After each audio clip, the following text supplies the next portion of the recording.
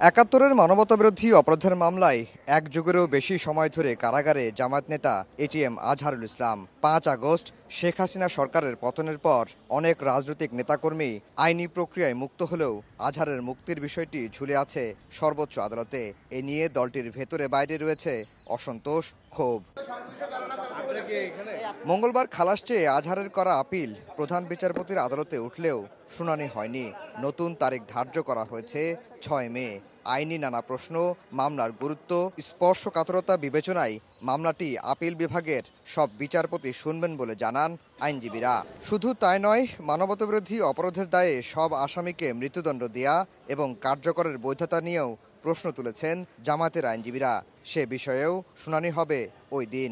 এই মামলার নিষ্পত্তি নিয়ে ভবিষ্যতে কোনো ধরনের কোনো প্রশ্ন যেন উত্থাপন করা না হয় এবং সঠিকভাবে আইনি ব্যাখ্যা বিশ্লেষণ করে যেন এই মামলাটি নিষ্পত্তি করা যায়, এই জন্যই পূর্ণাঙ্গ বেঞ্চে আগামী ৬ তারিখে গুরুত্বের বিবেচনায় কজ লিস্টে প্রথম হিসেবে রেখে এই মামলার শুনানি করার সিদ্ধান্ত নিয়েছেন।